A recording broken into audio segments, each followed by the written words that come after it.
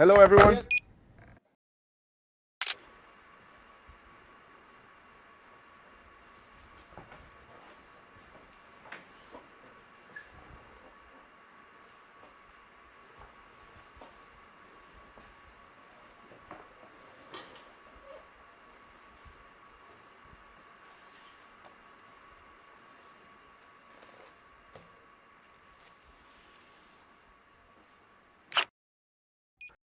Hello once again, dear comrades. Roman Dmitrievich, it's my pleasure.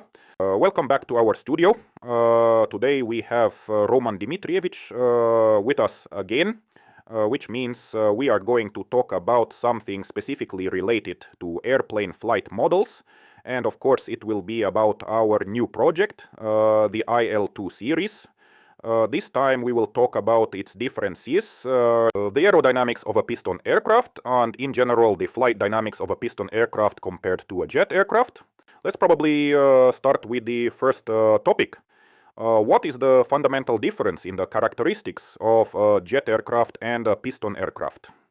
Specifically, the final characteristics as an object, how it flies, how it gains altitude, all that stuff. Let's talk briefly about how the characteristics of an aircraft are typically calculated. Today we will have several additional materials. I'm going to explain how we calculate characteristics using what's called the required available thrust method. The explanation will be simplified, so may my fellow engineers forgive me for simplifying. It could be more detailed, but that would take more time. So, to begin, we have the first slide, right? Let's say we have an airplane flying in a steady horizontal flight. What does that mean? It means that it is not gaining or losing speed, nor is it gaining or losing altitude. We think of it as a two-dimensional equivalent. And it doesn't turn. And it doesn't turn. It flies straight and level. And we look at it like an arcade game, side view, flying forward, up and down. When the airplane flies like this, it is affected by four forces. Lift force, which compensates for gravity, the weight of the airplane. On the one hand, the engine produces some thrust, and this thrust is balanced by the air resistance. So the airplane is in equilibrium. Since we're talking about different propulsions, let's start with thrust. How does the thrust of a jet engine differ from that of a piston engine? Strictly speaking, it's not the piston engine that provides the thrust, it's the propeller that is turned by the rotation of the piston engine. But I'll skip that detail and just say piston engine for brevity. There is also such a term as the propeller engine group. Yes, that's why we have available thrust values as our initial data. Moving on to the second slide, we have a graph. One axis is speed, the other axis is thrust, and we can see that at low speeds, the thrust of the jet engine and the piston engine are roughly comparable. In this particular case, the thrust of the piston engine is less, but overall the magnitudes are about the same. As the speed increases, the thrust of the jet engine decreases slightly at first, then begins to increase. Well, in principle, it stays more or less the same. But with a piston engine, the thrust drops quite noticeably. Just in case, I'll say that we're going to continue to use the characteristics of the engines and basically the aerodynamics of two specific aircraft, but we won't say which ones. Like a maybe quiz? Someone will guess. Here is one of them. Yes, a quiz. This is one of the best piston fighters and one of the earliest jet fighters. Let's at least give a hint. These two planes are featured in our Korea project. All of these materials are, in one way or another, our working materials. And they are simplified in some places for demonstration purposes. We are going to show a little bit of what we are working with. So we understood that the jet engine provides a constant thrust, practically, while the propeller thrust decreases.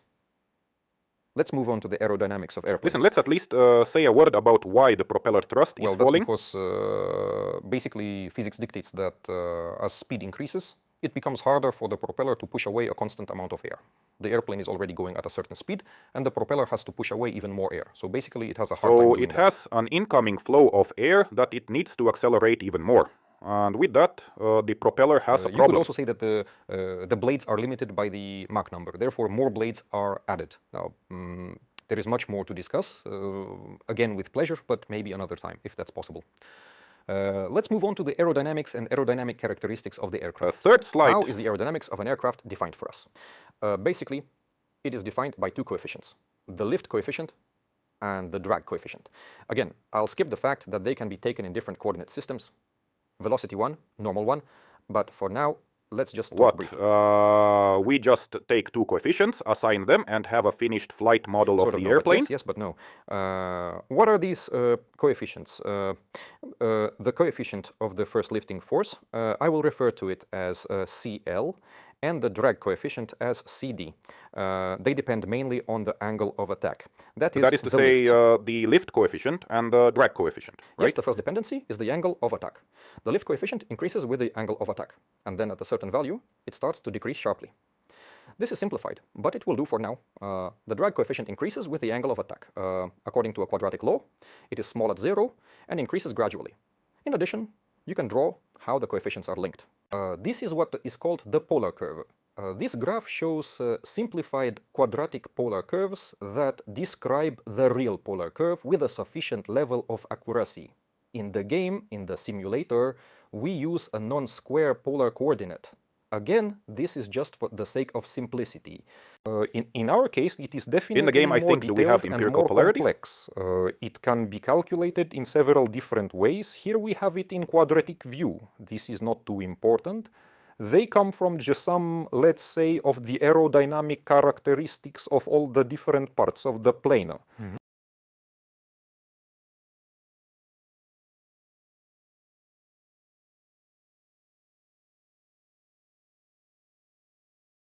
While both are aerodynamically clean, we see the airplane with the jet engine has more drag than the plane with the propeller. The air passing through the intake and the not working engine itself adds resistance. With the piston engine, this harmful effect is significantly less. Again, if you consider the propeller itself, there is the so-called parasitic drag when the engine is off. Basically, we have described our initial data. Now we come to the calculation itself. It is quite simple. Since we have decided that our plane flies uniformly and the lift force balances the gravitational force, so we can calculate the lift force. How is it calculated? The force is equal to the coefficient of that force times the characteristic surface times the dynamic pressure. Accordingly, we set the coefficients using polar charts. The characteristic surface is usually the area of the airplane wing, and the dynamic pressure is the product of the density and the square of the speed. So what we have is, the greater the velocity at a constant coefficient, the greater the force. The greater the coefficient at constant speed, the greater the force. So we balanced the gravitational force with the lift force. And from that ratio, we calculated the lift coefficient necessary for horizontal flight. However, using the polar curve, we can relate drag to lift and obtain the drag that the airplane will have when flying at that speed, in that mode. From the drag coefficient, we calculate the thrust required to compensate for the drag of the airplane flying at that speed, with that specific mass in this mode.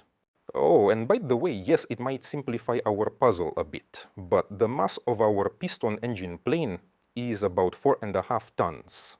The mass of the jet plane is about 5,200 kilograms. And so we can find this essential thrust for any speed. And to get, yes, here's the fourth slide. To get such a curve, we see that it has a curved shape. First, it goes down to a certain speed, and then it starts to go up. Okay, we've got it. Go to the next slide. We overlay our available engine thrust. This is our fifth, and the engine? Fifth slide. We overlay the available thrust on top of the thrust required. And we get what is known in the Russian technical books as Joukowsky curves.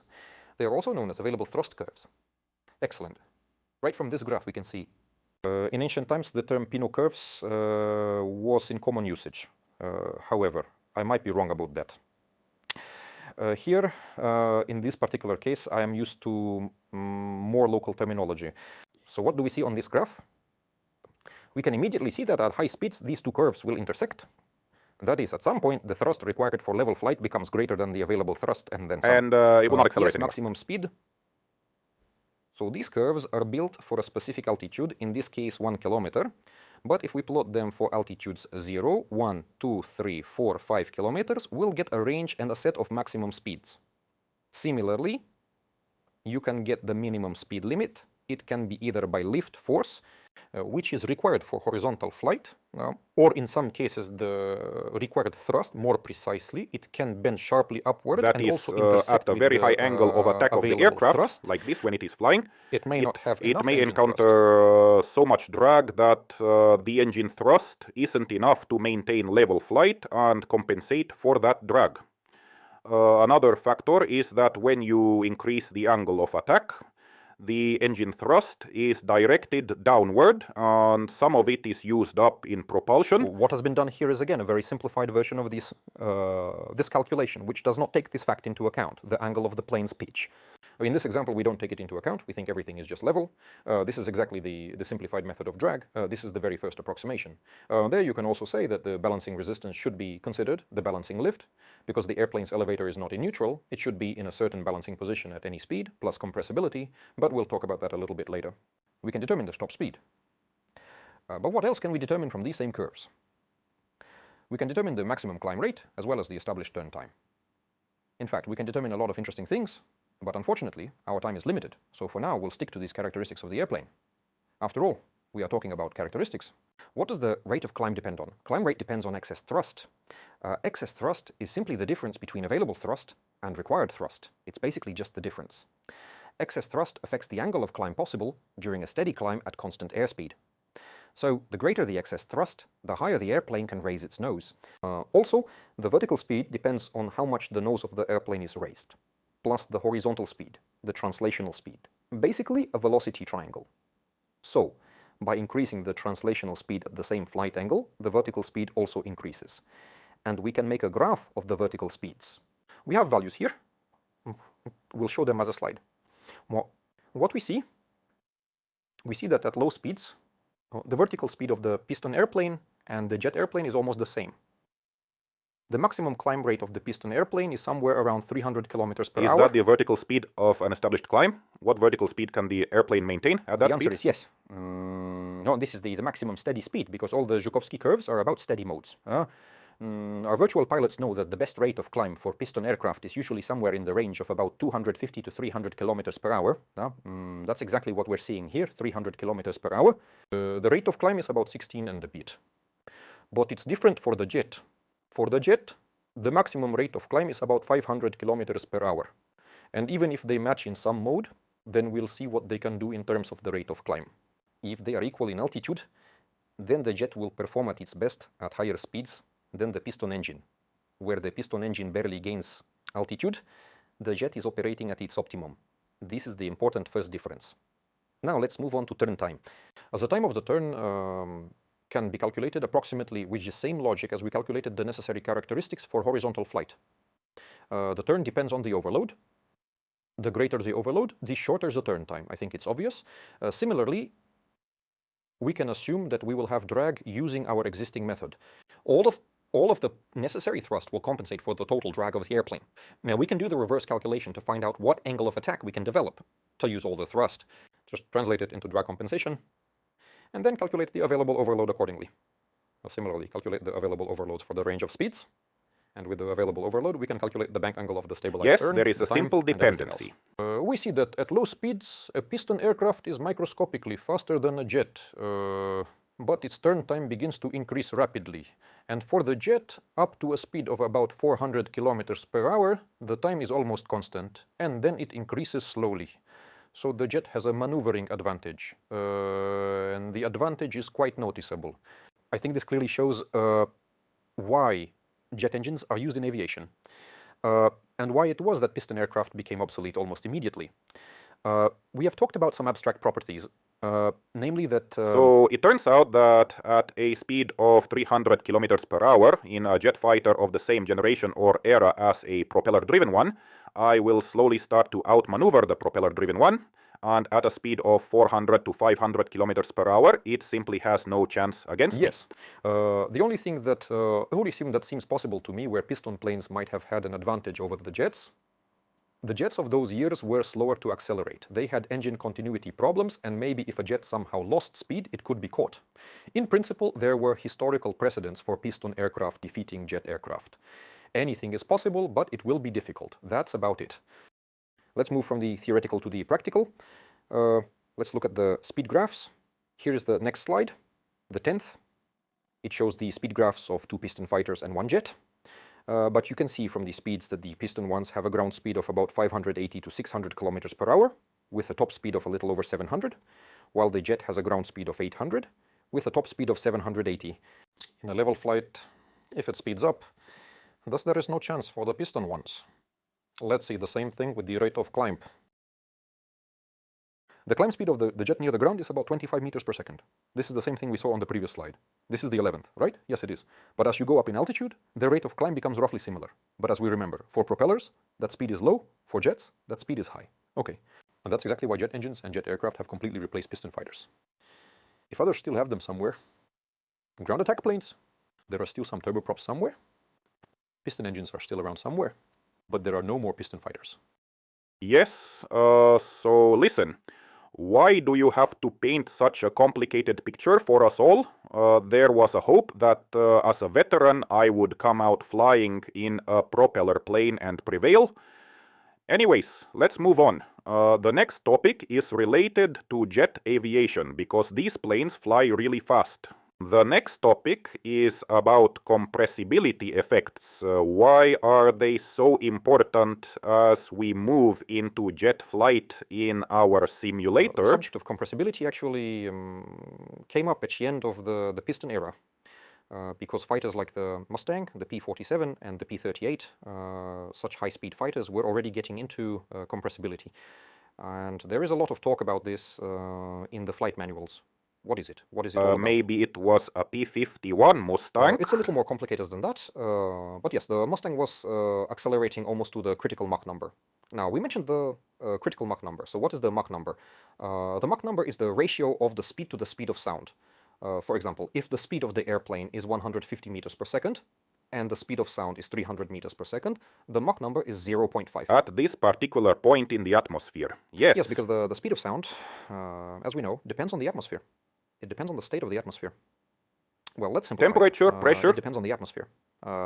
Temperature, pressure, density, all that stuff. So what we have here is, as the speed increases, the local speed of sound around the airplane starts to reach the speed of sound. The wing is speeding up the air. What do you mean by local means one? that the airflow around the airplane is not uniform. The wing of the airplane slows the air down in some places and speeds it up in others.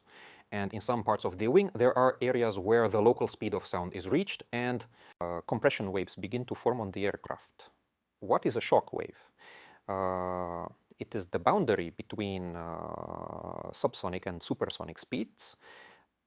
Again, this is just a quick explanation to be A good sure. example of this is the propeller. It is often said that the tips of the propeller approach or exceed the speed of sound and enter supersonic mode.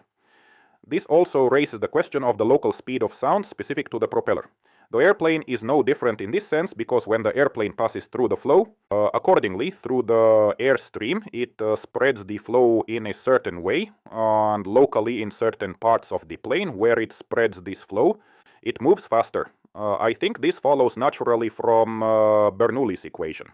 And if in general the airplane is moving at a speed close to the speed of sound, then locally, because of this local increase in flow speed, because the airplane is pushing it apart with its body, it can happen that at some point on the airplane, the air flowing around it is moving at supersonic speed in some areas. Yes, that's basically it. As soon as there are local sound flows, we say that the aircraft has reached the critical Mach number. Usually it is somewhere around 0.78 to 0.83 to 0.85, somewhere in that range. And when did at least one such place appear? At the same time, it is important to understand that if we consider the wing separately, it will have its own critical Mach number, and the tail a different one.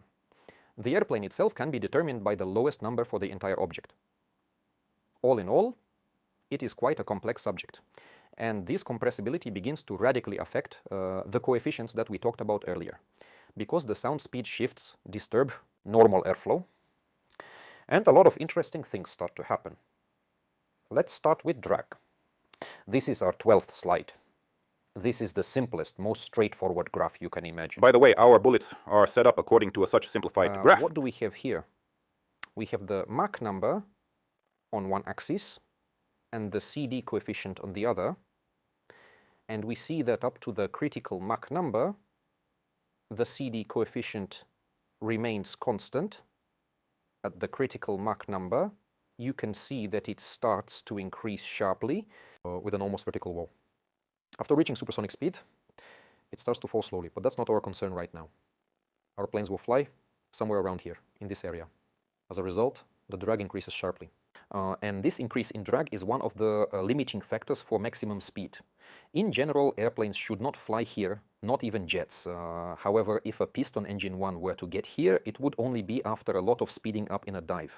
However, it must be noted that in this particular case, the jet will reach its maximum speed somewhere around here, as it is indicated on the graph. And as I recall, some of the flight manuals warn against accelerating too much, since the critical Mach number is very close. Real experimental, slide number 13. It says confidential back in on the it. day, intelligence would have paid a lot for such graphs. We are certainly walking on the edge here, yes. What's also interesting about this graph, by the way, is that on the one hand, you have the results of the model in the wind tunnel overlaid with experimental and theoretical data. And you can see that all the dependencies are roughly similar, but they are all slightly different. That's another problem with the aerodynamics. It's largely a practical science, so in theory, you can predict what's going to happen. But to predict it accurately is a very complex task. And that problem is also relevant to simulators, because we have a lot of textbooks with a lot of formulas, but they will always be somewhat generalized. The conversion to real objects is only experimental, but even if we have wind tunnel test data, we can't use it directly because the objects in the tunnel are, let's say, small. Yes, exactly. Or even if we have a full-size airplane in the wind tunnel, if in reality it flies at a speed of about 500 kilometers per hour, in the tunnel the speed is 100 kilometers per hour, and this has its own limitations. There are separate similarity coefficients, therefore we take this phenomenon into account, and it is also taken into account in great battles. But here you have to be much stricter, because it's one thing if we somehow limit the characteristics of the aircraft during a dive. Here it's already an operational mode, so everything has to be looked at more closely, and that is what we are doing. We've talked about drag. Now let's talk about lift. It is more complicated and interesting, because compressibility begins to manifest itself at relatively low Mach numbers. It has little effect on drag there, but it has an interesting effect on lift. Initially, lift begins to increase. Something seems odd about it. Here is a graph showing the lift coefficient is a function of Mach number, and we see that it increases initially. So, there's an airplane moving, well, the graph tells us how the lift coefficient changes. Or actually the lift for an airplane moving at a constant angle of attack at different speeds. When we first have a small increase in lift, then a sharp decrease, then an increase again, then a decrease again. It all depends on the relative position of the compression shocks on the upper and lower surfaces of the wing up to the critical Mach number. This is due to compressibility, the decrease in diameter of the airflow. By the way, I have to be honest. I knew everything before that, but they didn't teach us this part in our hydraulic systems department.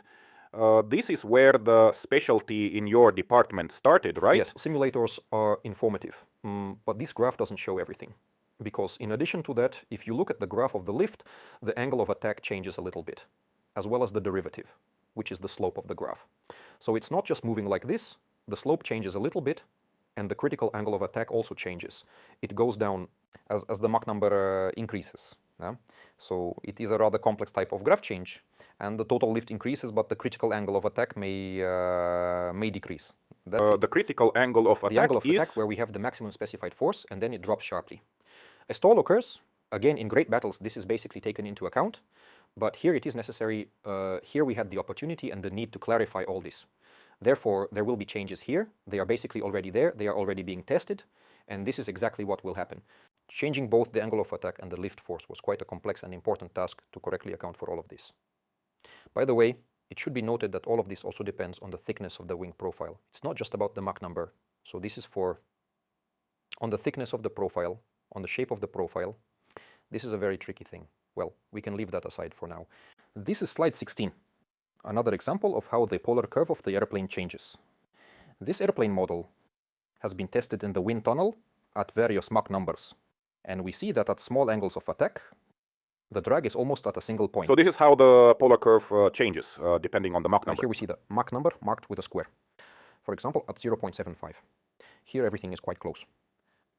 But then, starting at Mach 0.75, the polar curve turns sharply to the right. The drag increases. And here we see that at large angles of attack, there are differences in drag even at low Mach numbers. So the relationship is really complex. They kind of move like this, and then they spread out like this. Occasionally strange. I will ask you questions in private later. Aerodynamics is the science that often raises questions. This is another reason why wind tunnel tests cannot be used directly. Even if they are available, they have to be interpreted correctly. It can be interesting there too. By the way, if you substitute this polar curve directly into the calculation of the required available thrusts, nothing good will come out of it, because it is a model, and it's just that the numbers don't add up. Yes, so I got it. So in short, let's also say that the shifts move and change the center of pressure. That's the famous dive tug. Another important phenomenon is the change in momentum. That is depending on the speed. Local compression shock occurs on the wing and starts sliding back and forth along the wing. And at certain moments, this can cause the center of lift, the point where all the lift force is applied to the airplane, to shift. The force is pulling the airplane up, and if it moves backward, for example, then the lift will start pulling the airplane more by the tail, and what will it do? It just does that. Well, there are maybe other interesting cases. I read about an airplane that when it exceeded a certain speed, it started to nose up instead. I guess it was because something was shifting on the tail. Yes, really. I suspect that something shifted on the tail. It lost balance from the tail, causing it to climb. So there can be a lot of interesting things. That's aerodynamics. In general, aerodynamics and black magic are almost synonymous. So that's a quick overview of how speed affects the compressibility and aerodynamics of an aircraft. Yeah, listen, so we still have one more topic, right? Because we need to answer some questions. This is actually our second generation of jet aviation, although, well, it depends on the terminology. Some people call the MiG-15 on the Sabre the end of the first generation, but I still prefer to divide them not by aircraft systems, but by the characteristics of their aerodynamics and yes, engines. They are definitely different. So, what makes these planes special? They have swept wings. At least these two in our set are probably the only two aircraft with serious wing sweep. Yes, of course, there is the Il-10, but it does not have it. No, it had a so different wing. basically, there is a significantly swept wing in these two planes. And why those two? Why is it that jets don't just have a swept wing, but also a swept tail? So here's why. By the way, it's interesting to say that, if I remember correctly, the first predecessors of the Sabre had straight wings. There was such a plane, its predecessor. And actually the Sabre is its deep modification with swept wings. Well, again, if my memory serves me right, swept wing. What is it? From an aerodynamic point of view, it is a gliding wing. That is, if we imagine that our airplane with a swept wing flies with gliding. So if we imagine we have an airplane with a swept wing flying with a glide, the wing will behave as if it is designed and built like a straight wing. But somehow it's not a straight wing at all. And why is that? Because if we imagine that it's a straight wing with a glide, the flow hitting the wing can consequently be split into two components. One perpendicular to the leading edge and another one along the leading edge. This results in the aerodynamic characteristics, both lift and drag, including the critical Mach number, depend on the component perpendicular to the leading edge. Roughly speaking, I think this value is the cosine of the slip angle. That is, if I remember things correctly. This is where the airflow is coming from. So the airflow velocity is divided into two components, one perpendicular to the leading edge of the wing, and the other along the wing. And what do we have? We have the airplane flying at the same Mach number.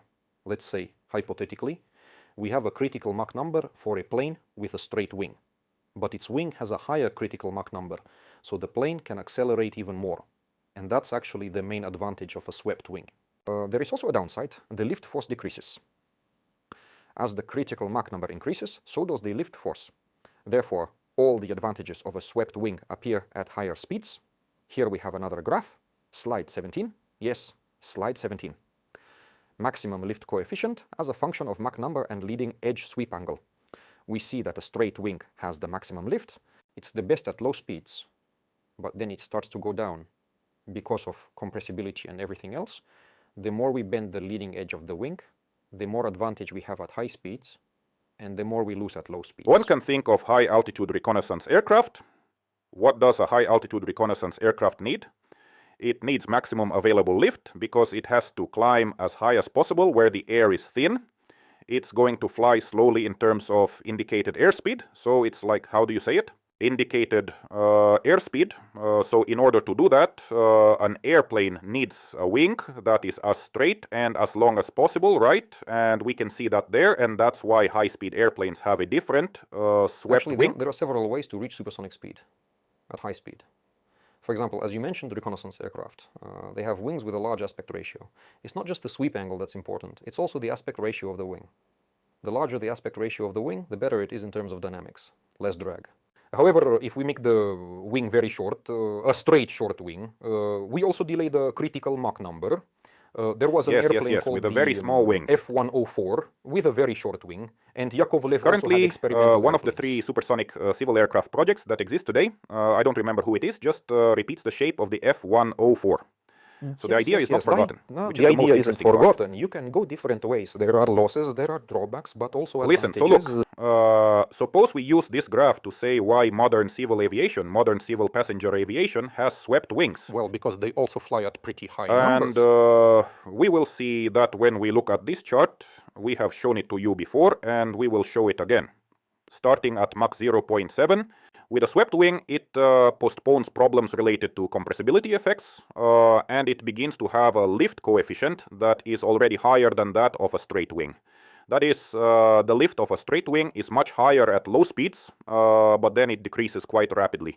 And initially, swept wings have a lower lift or lift coefficient, and at a certain point, the swept wing also becomes more advantageous in terms of lift, which is why it's used on seemingly subsonic civil transport aircraft, simply because they fly at about 0.7 to 0.8 Mach numbers. I think 0.85 is considered normal for them, if I'm not mistaken. In general, I hope my colleagues in aerodynamics will forgive me for this very simplified explanation, as I have to fit it into a short time. For each of these phenomena, one could print a dozen graphs showing possible nuances, but I think that in broad strokes, the picture can be illustrated like this. Now, you may be wondering, why did the swept wing appear so late? It is because jet aviation came about at an earlier date. Well, jet aviation generally appeared in combat in World War II around 1944.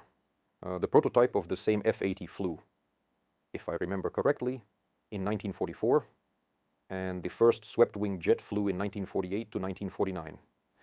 The same MiG-15, I think, made its first flight in 1949. And there is also the problem that it's quite difficult to design. We don't have much time left, so let's answer the questions.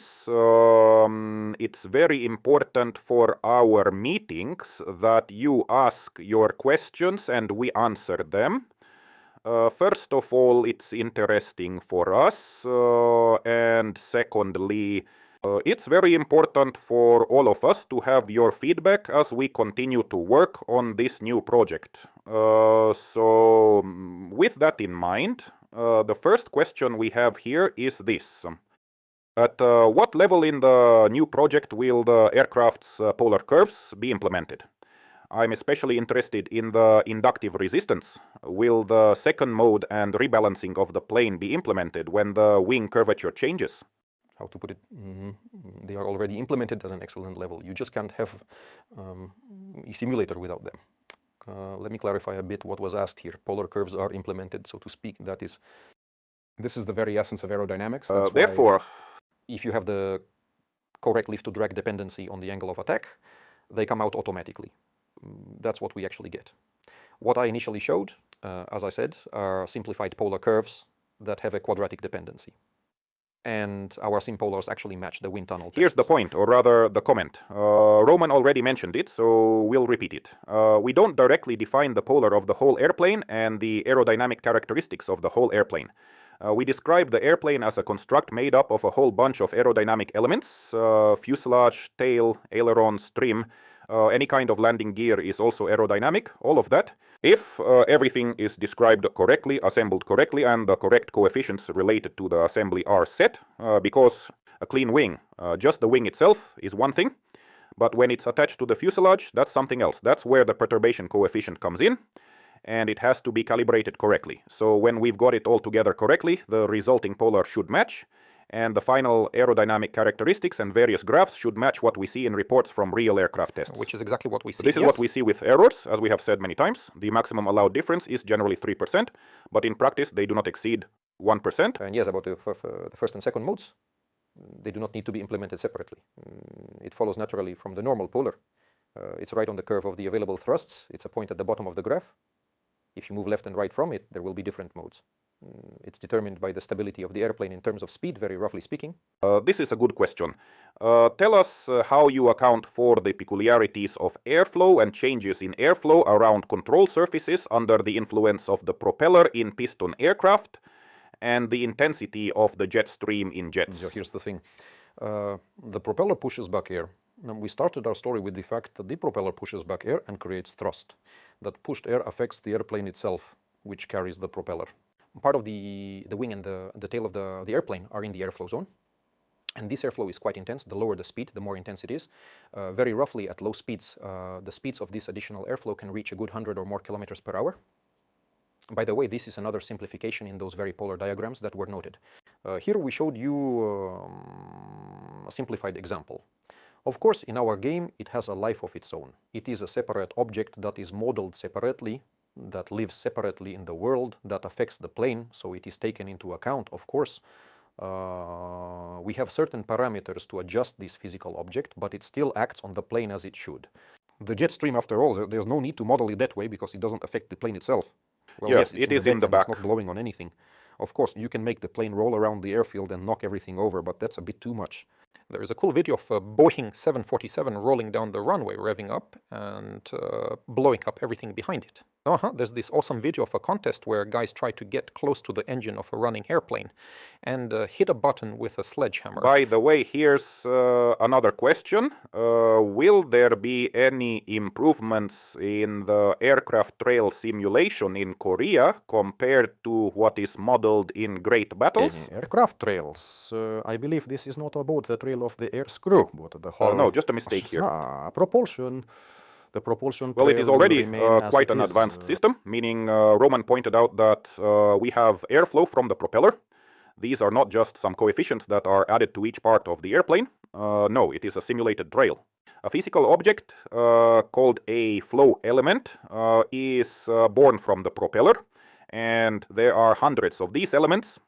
These elements move along the airplane, and the airplane takes into account and perceives the movement of these elements, which have a certain speed and swirl. They are then added to the air wash accordingly. Even if you bring out the active forces, it is very clear that it is not just blowing somehow, but also has a twist. By the way, the control surfaces react to how it is By the twisted. way, these elements also interact with the ground. That is, they spread over the ground there. I would like to point out that analytically this task is extremely difficult because airplanes are very complex objects. And there were images of real matching of aircraft trails, which are all very non-trivial. This person asks a question in English. How important is span-wise flow? How is it considered in modeling? I think it's about the distribution of lift along the wing. The MiG-15, for example, has wing fins precisely to combat this slightly parasitic flow along the span. Yes, it has fins, whereas the Sabre has a different approach. It has these teeth here that create turbulent vortices that act like fins. These vortices prevent the flow from moving along the wing. Without going into details, that will be taken into account. It will be incorporated into the aerodynamics of the wing itself. There are some ideas on how to do this to achieve the best result, not just by roughly calculating coefficients, but dynamically so that it is taken into account. Let's see, for now the wing is in active development. Good, all very good. All right, so moving on. We have another question that was submitted in English here. So the question that this person asks is this. Do you have any thoughts on the impact of the propeller flow on stability? I recall it was a significant upgrade in Great Battles. Again, it has an effect already. Because if we take the wing and blow on it at an additional hundreds of kilometers per hour, it will affect the stability of the airplane for sure. Because part of the wing is actually flying in a different mode than the rest of the airplane.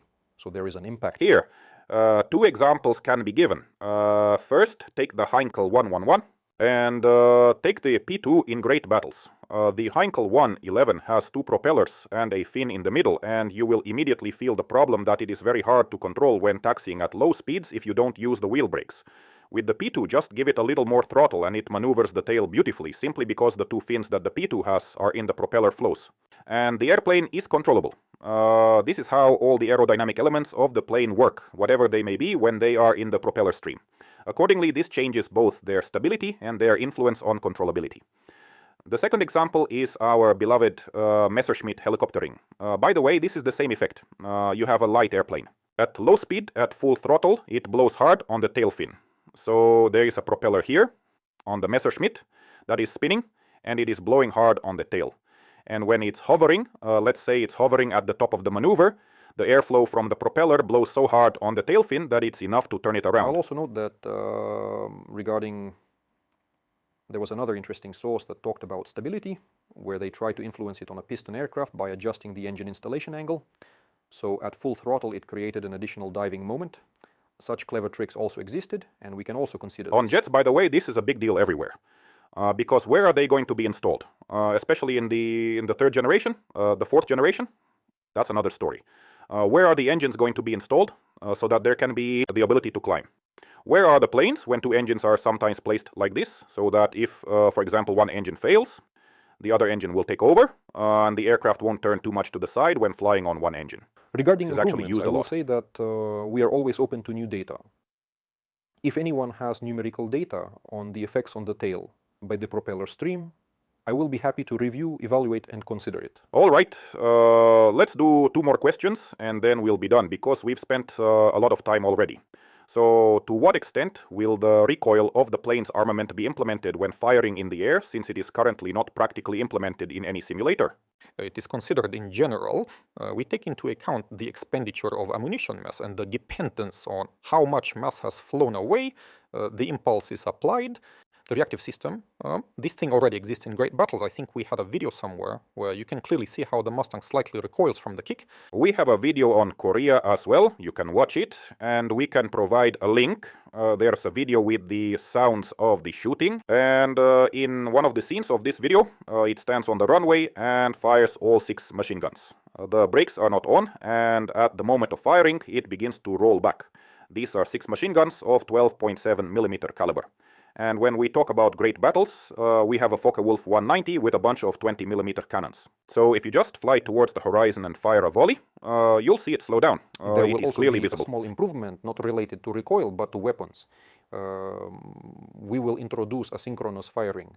The fact is that usually when guns are mounted on the wing, if they do not fire perfectly simultaneously, the recoil can create a slight sliding motion due to the different timing of the shots. And we are introducing this microsecond random well, delay. not micro, milliseconds. Milliseconds, yes. Millisecond there will be minimal, but it will be possible to introduce this delay when shooting from different barrels, and then this rocking of the aircraft will be felt a little stronger. Will there be a jet carrier aircraft like the F9 F2 Panther? If so, how will landing such an aircraft differ from landing an F4 U1 Corsair? The Panther will be there. Yes, the Panther will be there. And not only that, how will they be different? It's actually quite interesting to imagine. I'm very curious myself. I would start with the aerodynamics of these planes, the ratio of weight to wing area, and try to estimate the speeds at which they will land. I would have taken a different path. I would suggest, dear comrades, definitely buy Korea. Korea will probably have a carrier DLC. Get that DLC. This DLC will have both a Corsair and a Panther. And you will be able to see for yourself the difference between the deck operations of a jet and a piston aircraft. I'm sure it's significant. It seems to me that it is generally easier to control a piston aircraft at low speeds, partly because of the propeller stream. Probably yes, but that is just my guess, nothing more. Also the powerful and mechanization videos of the showing Corsair. how they took off without catapults and everything else from carriers. But when switching to jet aviation, catapults quickly became mandatory. This says something. All right. Well, with that, dear Roman Dmitrievich, thank you very much. Thank you. Please like our channel and leave the questions for the next dev brief in the Google form. It's interesting to answer them. Stay tuned. Bye for now.